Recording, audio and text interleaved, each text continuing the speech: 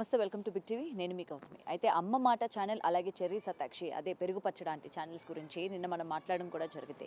ఈ నేపథ్యంలోని అటు అమ్మ మాట ఛానల్ వాళ్ళు మేము ఎటువంటి మోసం కూడా చేయలేదు, మా వల్ల ఎవరు కూడా మోసపోలేదు అని ఒక క్లారిఫికేషన్ ఇస్తూ వీడియో చేయడం కూడా జరిగింది. మరి వీడియో చేసిన వెంటనే ఎందుకు డిలీట్ చేసేశారు, ఎటువంటి మోసం మీరు చేయకపోయి ఉండుంటే వీడియో అనేది ఉంచాలి కదా అని చెప్పి ఈరోజు ఆమెను ఫాలో అవుతున్న చాలామంది కమెంట్స్ రూపంగా కూడా అడగడం జరిగింది. అండ్ నిన్న మేము చేసిన వీడియో కింద కూడా చాలామంది ఆమె బాధితులు ఉన్నారు అని చెప్పి కూడా మాకు కూడా న్యాయం చేయండి అని చెప్పి కూడా కొంతమంది మాట్లాడడం కూడా జరిగింది. సో ఇదే కాకుండా అటు పెరుగు పచ్చడి ఆంటీ కూడా అటు జ్యోతిష్యం ఇవన్నీ అయిపోయినట్టున్నాయి. ఇప్పుడు రీసెంట్గా ఆమె ఒక శారీస్ బిజినెస్ కూడా స్టార్ట్ చేసిందనమాట. కేవలం అంటే నార్మల్ కాల్ అయితే అవ్వదు, వాట్సాప్ కాల్ అవుతుంది మాకు. అండ్ ఆ శారీస్ యొక్క కాస్ట్ కూడా ఏ స్థాయిలో ఉన్నాయో మనం ఇప్పటికే చూడొచ్చు. మరి వీటన్నిటి గురించి కూడా మాట్లాడితే మీరు మనతో పాటు సీనియర్ జర్నలిస్ట్ దుర్గా వడ్లంనేని గారు ఉన్నారు. మ్యామ్ నమస్తే. నేను ఆల్రెడీ మనం మాట్లాడాం. సో మన వీడియో కిందనే చాలామంది బాధితులు వచ్చి మేము బాధితులం అండి, మేము ఇంత నష్టపోయినాము, కొంతమంది లక్షల్లో చెప్తూ ఉన్నారు, కొంతమంది వేలల్లో చెప్తూ ఉన్నారు. నిజానికి అమ్మ మాట ఛానల్ వాళ్ళు మేము ఎటువంటి అన్యాయం చేయలేదు మా సబ్స్క్రైబర్స్కి అని చెప్తే ఆ వీడియోలు ఎందుకు డిలీట్ చేయాల్సి వచ్చింది? అండ్ అటు పెరుగు పచ్చడానికి మళ్ళీ కొత్త బిజినెస్తో మళ్ళీ ప్రజల్ని మోసం చేయడానికి మళ్ళీ ముందుకు రావడం జరిగింది. సో ఏం చెప్తారు? మీరు అన్నట్టుగా నిన్న మనం మాట్లాడాక ఆ వీడియో గురించి కూడా మనం మాట్లాడాము. ఇవాళ వీడియో డిలీట్ చేసేసారు, అంటే నిన్ననే చేసేసారు. మీరు చెప్పినట్టుగా ఇవాళ ఇంచుమించు 600 కమెంట్స్ పైగా వచ్చాయి. అందులో కనీసం ఒక 90% పైగా మీరు చాలా బాగా అడిగారు, చాలా బాగా చెప్పారు, మేమందరం మాలో చాలామంది బాధితులు ఉన్నారు, ప్రతిరోజు వెళ్ళి షాపింగ్లు చేసి చీరలు ఎలా కొంటారు, మేము ఎలా కొనగలం అని అంటే వాళ్ళని అంటున్నారు అనమాట. ప్రతిదీ ప్రమోషన్సే. ఒక ఆవిడ మేము భీమవరం నుంచి వెళ్ళామండి, ఆవిడ దగ్గరికి మేము చీరల బిజినెస్ పెట్టుకున్నాము, మాకు కొంచెం ప్రమోషన్ చేసి పెట్టండి అంటే, మీరు నా స్థాయి మనుషులు కాదు, అంటే మీరు అంత ఇచ్చుకోలేరు, నేను చాలా ఎక్కువ తీసుకుంటాను అని ఆవిడ చెప్పారు. వాళ్ళే కమెంట్ చేశారు, మనం చెప్పలేదు ఇది. ఇంకొకళ్ళు మేము 50 లక్షల దాకా పెట్టుబడి పెట్టామండి, ఇవిడ మాట నమ్మి మేము మోసపోయాము, కేసు వేసినా కూడా మాకేమీ న్యాయం జరగలేదు, ఇలాంటి వాళ్ళని మీరు ప్రశ్నించండి అని వాళ్ళు అడుగుతున్నారు. అంటే ఇప్పుడు మనం చెప్పేది ఒకటేనండి, మీరు ఛానల్స్ పెట్టుకోవద్దు, లేకపోతే మీరు మాట్లాడే హక్కు లేదు, మనం అవేవి మాట్లాడటం లేదు. కానీ ప్రతిరోజు వెళ్ళి మనం చీరలు ఈ చీరలు కొనుక్కోండి, ఆ చీరలు కొనుక్కోండి, అక్కడ బాగున్నాయి, ఇక్కడ బాగున్నాయి, ఎన్ని కొంటారండి? మనమే కొనగలమా?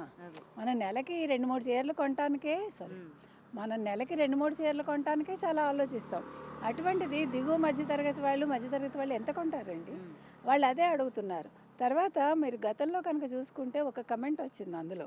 ఒకసారి ఆవిడ రివర్స్లో అంటే మామూలుగా అయితే మనం తులసి కోటకి కుడి నుంచి ఎడమకు వస్తాం, కానీ ఆవిడ ఎడమ నుంచి కుడికి వస్తే ఎవరో కమెంట్ చేస్తే నేను ఇలాగే చేస్తాను, మీకు ఇష్టమైతే ఫాలో చేయండి, లేకపోతే లేదు. నేను అనేది ఏంటంటే, మీకు తెలియకపోతే తెలుసుకోండి.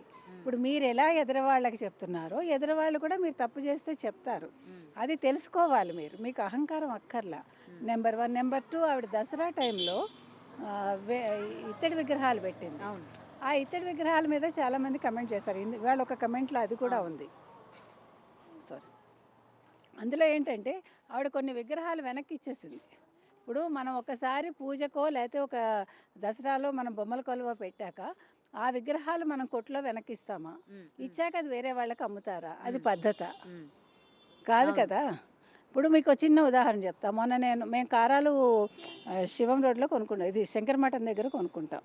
ఒక ఆవిడ అది కారాలు తర్వాత ఇది ఆవ పొడి అన్నీ వెనక్కి ఇచ్చేసింది. ఇచ్చేస్తే నాకు ఆ కొట్టు వాళ్ళు ఏం చెప్పారంటే, మేడం ఇది మేము మళ్ళీ అమ్మం, మాకు ఆవిడ చాలా కాలం మాకు కస్టమర్ కాబట్టి మేము తీసుకున్నాం, మామూలుగా తీసుకోం, ఉప్పు కూడా వెనక్కి ఇస్తానంది ఆవిడ, ఉప్పు మేము తీసుకోమన్నారు. అంటే వాళ్ళు ఎంత నిబద్ధతతో ఉన్నారో మీకు చెప్తున్నాం. మేము ఇది వేరే వాళ్ళకి అమ్మమండి, మా ఫ్యామిలీలోనే వాడుకుంటాము, మేము మళ్ళీ దాన్ని రీసేల్ చెయ్యం, అంటే అది పద్ధతి. అలాంటిది ఇక్కడ దసరా బొమ్మలు అసలు ఇతడు ఎవడైనా పెట్టుకుంటాడా? ఇంకొకటండి, ఇప్పుడు ఆవిడ చూపించి ఆవిడ కూడా వ్యాపారం చేస్తుందంటారు, ఇత్తడి వ్యాపారం కూడా వాళ్ళు మొదలు పెట్టారని, అది మనకు తెలియదు. నేను ఒకటే చెప్తానండి, ఇప్పుడు వాళ్ళు ఎవరో చేశారని మనం చెయ్యక్కర్లా. ఇప్పుడు ఇత్తడి సామాన్ తోమడం ఎంత పని తెలుసా? నాకు ఇత్తడి మా ఇంట్లో చిన్నప్పటి నుంచి అలవాటు. గిన్నెలు కాదు, లేకపోతే మా నాన్నగారు, మేము కేరళ అన్ని చోట్ల తిరిగాం కదా, అప్పట్లో కేరళ ఇలాంటి చోట్ల మీకు హ్యాండీక్రాఫ్ట్స్ ఉంటాయి కదా, తమిళనాడులో ఈవెన్ ఏమంటారు కొవ్వొత్తి స్టాండ్లు కూడా మాకు ఇత్తడివి అప్పుడు అలవాటు. గ్లాసే కాకుండా ఇత్తడివి అప్పట్లోనే మా ఇంట్లో ఏకంగా ఎన్ని ఉంటాయో. నేను అనేది ఏంటంటే మీరు మెయింటైన్ చేయగలిగితే కొనుక్కోండి, వాళ్ళు ఎవరో పెట్టుకున్నారని మనం పెట్టుకోవద్దు. తర్వాత పూజలు మీరు యూట్యూబ్ కోసం చేయకండి. ఎందుకు చెప్తున్నానంటే నేను చాలామందిని చూసా ఇటీవలి కాలంలో గ్రాండ్గా ఆ ప్లాస్టిక్ పూలు తెస్తారు, ఇవన్నీ తీసుకొచ్చి అలంకరిస్తారు, మీకు అసలు దేవుడు కనిపించాడు, ఇవన్నీ కనిపిస్తాయి. తర్వాత కనీసం ఒక 1/2 కిలోమీటర్ ఉంటుంది ఆ దూరం దేవుడికి ఈ చేసిన అలంకరణకి. మరి పూజ ఎక్కడ చేస్తారు? పూజ ఎక్కడ చేస్తాం మనం? దేవుడి దగ్గరికి వెళ్ళి కదా పూజ చేయాలి. మరి ఎలా? ఎందుకు ఇవంతా? ఇప్పుడు పూజ చేస్తే మనం మనసు పెట్టి, అంటే సింపుల్గా ఉండాలి దేవుడి దగ్గర. ఆడంబరాలు అక్కర్లేదు, దేవుడు ఆడంబరం కోరుకోడు. మీరు చేసే పూజ నిష్టతోటి మనసు పెట్టి చేయాలి. ఇప్పుడు ఎంతమంది చేస్తున్నారు? ఇక మా ఇంట్లో ఇది ఇంకొకటండి, ఈ యూట్యూబ్స్ ఇవన్నీ వచ్చాక జరుగుతున్నది ఏంటంటే, గతంలో ఎవరైనా వాయినాలు ఇచ్చారా? గతంలో ఎవరైనా ఇచ్చినమ్మ వాయినం పుచ్చుకుంటున్నమ్మ వాయినం ఈ మాట అసలు ఎప్పుడు వాడతారో తెలుసా? ఇప్పుడు ప్రతి పండక్కి ఏంటో వాళ్ళకి ఒక కవర్ ఇవ్వడం, ఇస్తున్నమ్మ వాయనం పుచ్చుకుంటున్నాం వాయనం. నాకు తెలియదు ఇది, అది ఒక పర్టిక్యులర్ పూజకే వాడతారు. ప్రతిసారి వాడరు అలాంటివి, కొన్ని సందర్భాల్లోనే వాడతారు. ఒకటి. రెండోది, ప్రతి వాళ్ళు ఇప్పుడు పండగలు చేసేస్తున్నారు. ఒకప్పుడు బొట్లే పెట్టుకోలేదు, మీకు తెలుసో లేదు. ఒకప్పుడు పండగలే చేసేవాళ్ళు కాదు. ఇప్పుడు ప్రతిదీ చాలా గ్రాండ్గా పండగ. అసలు ఒక రకంగా మంచిదే పూజలు చేయటం, కానీ ఇది ఒక వేలం వెరిలాగా అయిపోయింది. ఇదేంటంటే వాళ్ళని ప్రదర్శించుకోవటం అనమాట. దీని మూలంగా ఓ వీడియో చేయటం. ఇప్పుడు మీరు ఇవి పెట్టారు, అప్పుడు పక్కవాడు చూసేవాడు, ఓ ఇవి ఎక్కడ కొన్నారు, భలే ఉన్నాయే అడగడం వెంటనే. అంటే మీరు పూజ చేసేది మీకు వ్యూస్ రావాలి, మీరు పూజ చేసేది మీకు సబ్స్క్రైబర్స్ రావాలి, మీరు పూజ చేసేది డబ్బులు రావాలి. అది కాదు. మీరు సింపుల్గా చేయండి. దేవుడు ఎప్పుడు కూడా అంటే మీరు గుళ్ళల్లో మనం చూస్తే గర్భగుడి సింపుల్గా ఉంటుంది, దేవుణ్ణే అలంకరిస్తారు. ఎక్కువ వేలం వెరిగా అలంకరణలు ఉండవు. మీరు గమనిస్తే కనుకైతే మనం చక్కగా మామిడి తోరణాలు కడతాము, చేస్తాము. ప్లాస్టిక్ పూలు అంటే ఇప్పుడు పెట్టుకుంటున్నారు వాళ్ళ ఇష్టం, నేను దాని గురించి అంటల్లా. ఈ పిండి వంటలు లేకపోతే ఈ చేసినవన్నీ చుట్టూ పెట్టేసి పూజ చేయడానికి ప్లేస్ లేకుండా అది చిత్రంగా అనిపిస్తుంది నాకు. రెండోది, ఇదే వీళ్ళ అమ్మాయిలు ఒక వీడియో చేశారు గతంలో, దీపాల్లో ఎన్ని వత్తులు వేయాలి, 2 వత్తుల 3 వత్తుల, అది చాలా వ్యంగ్యంగా చేశారు దాని మీద. వీళ్ళిద్దరు కూతుళ్ళు, ఈ జయమ్మ గారి ఇద్దరు కూతుళ్ళు. అంటే ఎందుకు చెప్తున్నానంటే, ఒత్తులు అనేవి 2 కుందులు పెడతాము, 2 ఒత్తులు వేస్తాం మనం. నూనె కూడా నువ్వుల నూనె వాడతాము, కొంతమంది నెయ్యి వాడతారు, డిపెండ్స్ అది. తర్వాత మీకు పూజా విధానం అనేది ఎవరింట్లో వాళ్ళకి పద్ధతి ఉంటుంది, ఒకళ్ళు చెప్పి మనం చేయక్కర్లా. అంటే పూజ తెలియని ఇళ్ళు ఉండవు నాకు తెలిసి. ఇప్పుడు మీ అమ్మగారు చెప్పింది మీరు ఫాలో అవుతారు, మా అమ్మమ్మ చెప్పింది ఫాలో అయ్యారు, లేకపోతే వాళ్ళ అత్తగారు చెప్పింది ఫాలో అవుతారు. మనం పెళ్ళయ్యాక మన అత్తగారు చెప్పింది ఫాలో అవుతుంది. దానికి ఎవడో వచ్చి మనకి నువ్వు దీపాల్లో ఇన్ని ఒత్తులు వేయాలి, ఏంటండి ఇదంతా కొత్త సంప్రదాయాలు మనకు అవసరమా? అండ్ కేవలం వీళ్ళు ఏంటంటే మీరు అన్నట్టు వ్యూస్ కోసము ఇగోండి పూజలు ఇలా చేయాలి, లేకపోతే ఈ విధంగా దీపాలు పెట్టాలి, ఈ విధంగా చేయాలి అని చెప్తూ ఉంటే చూసిన వాళ్ళు, ఎందుకంటే మా ఇంట్లో కూడా ఉన్నారు, ఇగో ఈవిడ చెప్పింది ఇలాగే చేయాలని, నువ్వు చెప్పేది కాదు నేను చెప్పేది కాదు, ఇవాళ నుంచి ఈవిడ చెప్పినట్టు చేద్దాం అంటే గుడ్డిగా నమ్మేస్తున్నారు వీళ్ళని. నేనే ఇప్పుడు ఈ దీపంలో ఈ నూనె వెయ్యండి, అది ఎవడు చెప్పాడండి? ఎక్కడా లేదు. నువ్వుల నూనె అనేది అనాదిగా వస్తుంది. లేకపోతే మనం ఆవదం నూనె ఎప్పుడు వాడామంటే చదువుకోవటానికి ఆవదం నూనె, కళ్ళకి మంచిది ఆవదం, కళ్ళకి చలవని ఆవదం వత్తులు వేసి పెట్టేవాళ్ళు. అంటే నేను అనేది కొత్తగా వీళ్ళని చూసి ఎవడు నేర్చుకోక్కర్లా. మీ సంప్రదాయం ఒకటి ఉంటుంది ప్రతివాడి. ఎందుకంటే ఇప్పుడు మీకు ఒక ఇంట్లో ఉండే పద్ధతి ఇంకో ఇంట్లో ఉండదు. మీరు అనుకుంటున్నారు ఒకే కులం వాళ్ళైనా వాళ్ళు ఉండే ప్రాంతాలను బట్టి అలవాట్లు మారుతాయి, వేరేగా ఉంటాయి. అంటే స్థానిక ఇది కూడా పడుతుంది వాళ్ళ మీద. కాబట్టి నేను ఇలా చేశాను కాబట్టి మీరు ఇలా చేయండి అవసరం లేదు. మీరు ఏం చేస్తున్నారో అదే చేయండి. మీకు దేవుడి మీద భక్తి ప్రధానం, అంతే. అర్థమైందా? నేను చెప్తున్నది అది. ఇప్పుడు ఈ అమ్మ మాట కావచ్చు, లేకపోతే మీరు చెప్పిన పచ్చడాంటి కావచ్చు, మనకి కమెంట్స్లో చాలామంది గురించి పెట్టారు, మేడం ప్లీజ్ మాట్లాడండి మేడం. ఇంకొక విషయం ఏంటంటే, ఇప్పుడు వీళ్ళ చేసే తప్పులు వేలెత్తి చూపిస్తున్నామని చెప్పి వాళ్ళ యొక్క కమెంట్ సెక్షన్లు కూడా ఆఫ్ చేసుకుంటున్న పరిస్థితి అన్ని ప్లాట్ఫామ్స్లో. వాళ్ళకున్న ఇన్స్టాగ్రామ్ కావచ్చు, ఫేస్బుక్ కావచ్చు, యూట్యూబ్ కావచ్చు, అన్నింటిలో కూడా కమెంట్లు ఆఫ్ చేసేసుకుంటున్నారు. అంటే జనాలు ప్రశ్నించకూడదు మమ్మల్ని, మేము ఏం చెప్పినా సరే ఫాలో అవ్వాలి, మమ్మల్ని వాళ్ళు ప్రశ్నించే తత్వం కటుత్వం వాళ్ళల్లో స్టార్ట్ అయిపోతుంది. అంటే మేము తప్పు చేస్తున్నాము అని వాళ్ళకి తెలిసిపోయింది కాబట్టి మనం కమెంట్స్ ఆఫ్ చేసుకోవాలి అని చెప్పి ఈ ఆఫ్ కూడా చేసుకుంటున్న పరిస్థితి ఉంది. సో అయినా జనాలకి ఇంకా కూడా బుద్ధి రాకుండా అంతా ఇంకా వేలల్లో చూస్తూ ఉంటారు, లక్షల్లో చూస్తూ ఉంటారు ఆ వీడియోలు. ఇవాళ మనకు వచ్చిన వీడియోస్లో సగం పైగా అది మీరు ఆ ఛానల్ చూడకండి అని పెట్టారు. మనం ఏం చెప్పట్లే, మీకు నచ్చితే చూడండి కానీ గుడ్డిగా ఫాలో అవ్వకండి. తర్వాత నిన్నను క్వాంటమ్ ఒకటిను క్వెస్ట్నెట్ ఒకటి, ఈ రెండు ఏంటంటే మీరు ఏదైనా సరే ఒకవేళ ఎవరైనా మీకు ఇగో ఇందులో చేరండి అని చెప్తే మీరు ఏం చేయొచ్చు అంటే మీరు గూగుల్కి వెళ్ళి సెర్చ్ చేయొచ్చు. Google will advise, Google will advise ఇది మీరు చేయొచ్చు చేయకూడదు. నిన్న మనం అడగగానే ఇది నమ్మదగిన కంపెనీ కాదు, మీరు మా సలహా లేకుండా వీటిలో చేరకండి అని గూగుల్ నాకు ఇచ్చింది.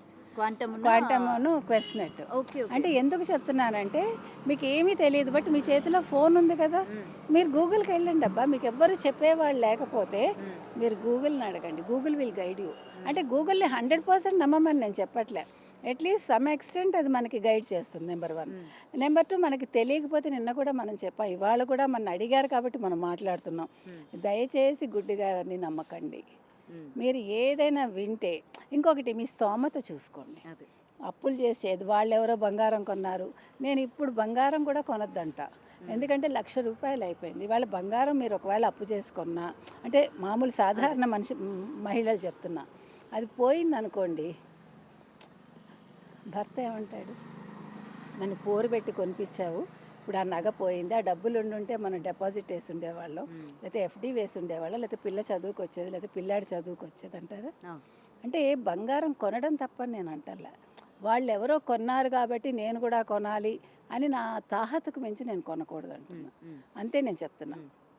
ఆవిడ ప్రతిదీ ఏంటి రోజు చీరలు, రోజు డ్రెస్సులు, ఇది ఈఎంఐకి అంటే వీళ్ళకి ఏంటంటే ప్రమోషన్స్కి వెళ్ళినప్పుడు వాళ్ళు ఇస్తారు, డబ్బుతో పాటు వాళ్ళకి కొన్ని చీరలు కొన్ని డ్రెస్సులు ఇస్తారు, అవి కాంప్లిమెంటరీని ఇక్కడ చూపిస్తారు వాళ్ళు. అది మనం పిచ్చాళ్ళలాగా వాళ్ళు కొనేసుకున్నారు కాబట్టి మనం కొనుక్కోవాలనుకుంటే మనం పిచ్చాళ్ళం అవుతాం. నేను చెప్తున్నది అది, వాళ్ళు మేము ఇది డబ్బులు తీసుకున్నామని ఎవడు చెప్పడుగా, వాళ్ళు చెప్తే వాళ్ళు అంత ఫ్రాంక్గా ఏమి ఉండరు. నిన్న ఆవిడ ఖచ్చితంగా అమ్మ మాట అంటే అమ్మ మాటే, మరి అమ్మ మాట అంటే అమ్మ మాటే అంటే వీడియో ఎందుకు డిలీట్ చేశారు మీరు? మీరు తప్పు చేయకపోతే, లేదు మీకు భయం వేయకపోతే, మేము ఎన్నో ఎదుర్కొన్నాము, నేను ఎదుర్కొన్నా, మా వారు ఎదుర్కొన్నారు, మా మరిది గారు ఎదుర్కొన్నారు, గుడ్, అందరం కష్టపడి పైకి వస్తామండి. ప్రతి మనిషికి జీవితంలో కష్ట సుఖాలు ఉంటాయి, బ్యాడ్ పీరియడ్ అని అది ఉంటుంది, మీ ఒక్కళ్ళకే కాదు, అది ఎవరం దిగిరాము. అందుకని ఇక్కడ వాళ్ళకున్న సబ్స్క్రైబర్స్ కూడా ఎమోషనల్ బ్లాక్మెయిల్ చేస్తున్నారు. చాలా చాలా చాలా ఇప్పుడు ఈ ఎమోషనల్ బ్లాక్మెయిల్కి ఇంకొకటండి, మీరు ఒప్పుకున్నా ఒప్పుకోకపోయినా మీరు మనుషుల్లో ఉండే ఒక చిన్న బలహీనత ఏంటంటే, ఎవరైనా అందంగా ఉన్నా, కొంచెం రంగుగా ఉన్నా తొందరగా పడిపోతారు.